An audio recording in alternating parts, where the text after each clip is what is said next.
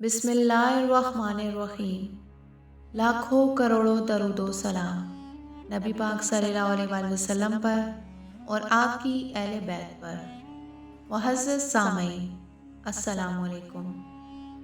سامعین، جب اللہ تعالیٰ نے انسان کو پیدا کرنے کا ارادہ کیا تو کوئی بھی فرشتہ زمین سے مٹی نہ لا سکا۔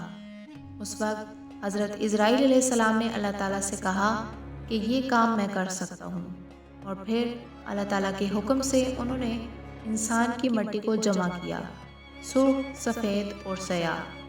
پھر اس مٹی کو مکہ اور طائف کے درمیان رکھا گیا اور مسلسل باران رحمت برستی رہی۔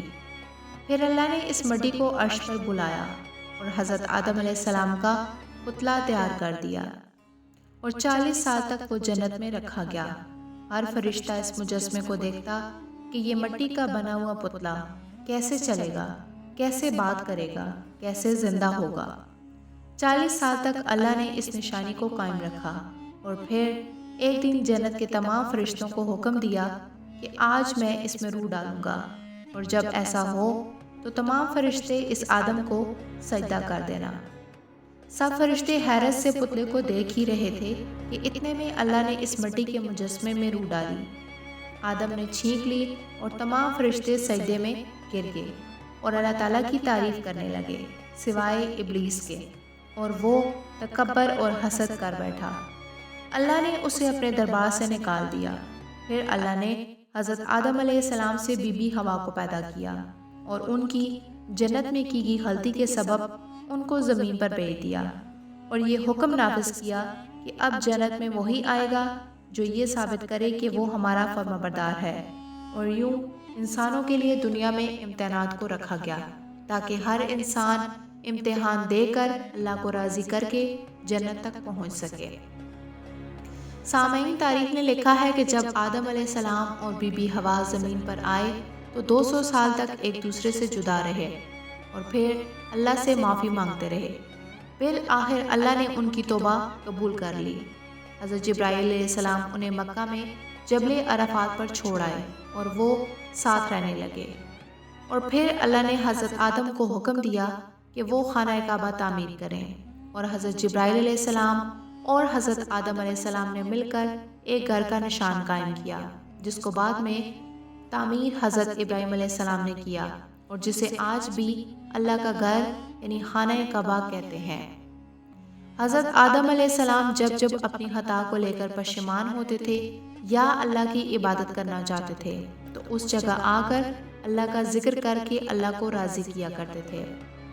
حضرت آدم علیہ السلام نے 960 برس کی زندگی پائی، جبکہ آدم علیہ السلام کی زندگی 1000 سال کی تھی، کیونکہ جب آدم علیہ السلام جنت میں تھے تو اللہ نے آدم علیہ السلام کو ان کی تمام اولاد جن جن کو نبوت ملی تھی، ان کی شخصیت اور ان کی عمر آدم کے نزدیک واضح کر دی تھی۔ آپ نے جب حضرت داؤد علیہ السلام کی عمر کو 60 سال تک دیکھا تو اللہ سے کہنے لگے، اے اللہ، میری عمر کے 40 سال میرے پوتے داؤد کو دے دیں، تو یوں آپ کی دعا قبول ہو گئی۔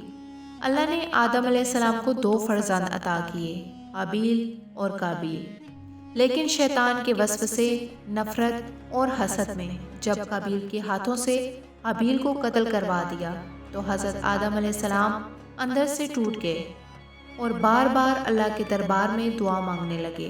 تو ایک دن اللہ نے جبرائیل علیہ السلام کو آدم علیہ السلام کے پاس بھیجا اور فرمایا، اے آدم، اللہ تمہیں ایسا بیٹا دینے والا ہے جس کے نسب سے انبیاء اور اولیاء زمین تک پہنچیں گے۔ اس کا نام شیس رکھنا۔ شیس کا مطلب ہے اللہ کا عطا کیا گیا تحفہ۔ یوں اللہ نے آدم کی نسل کو زمین پر پھیلا دیا۔ جب آدم علیہ السلام کا آخری وقت آیا تو آپ نے اپنے بیٹوں سے کہا کہ میرا جنت کے پھل کھانے کو جی کر رہا ہے۔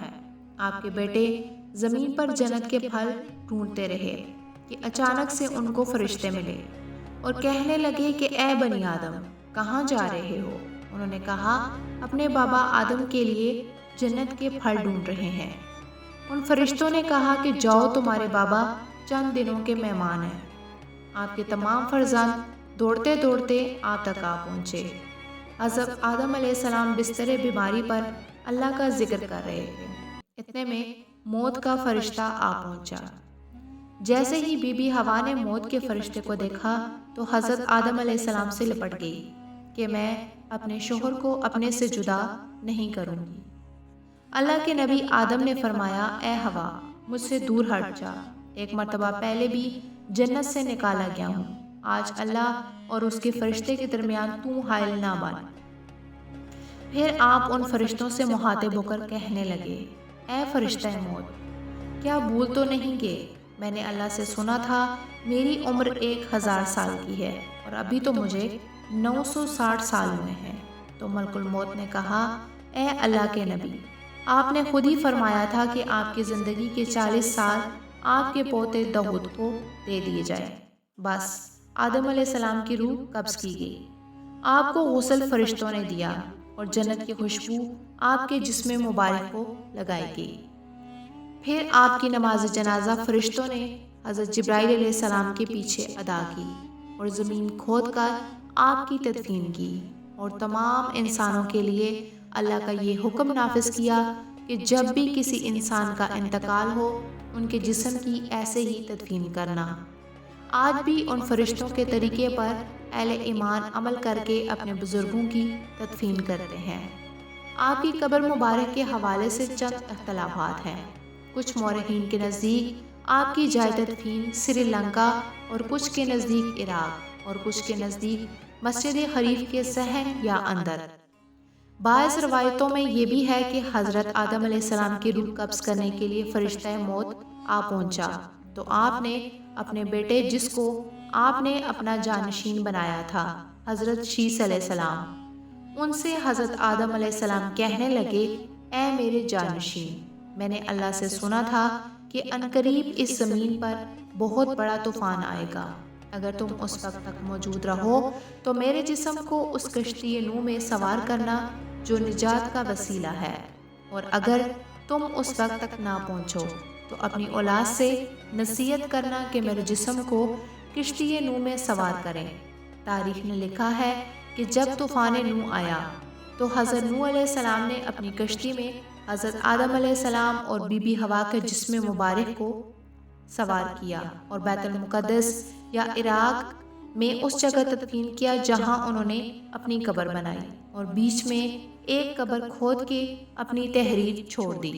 اور جب امام علی نے شہادت پائی تو انہوں نے وصیت کی کہ میرے جنازے کو اونٹ پر رکھ کے حسن و حسین پیچھے چلتے رہیں، جہاں اونٹ رکے گا وہاں ایک چمکیلا پتھر ہوگا، اس کو ہٹانا تو میری قبر بنی ہوگی۔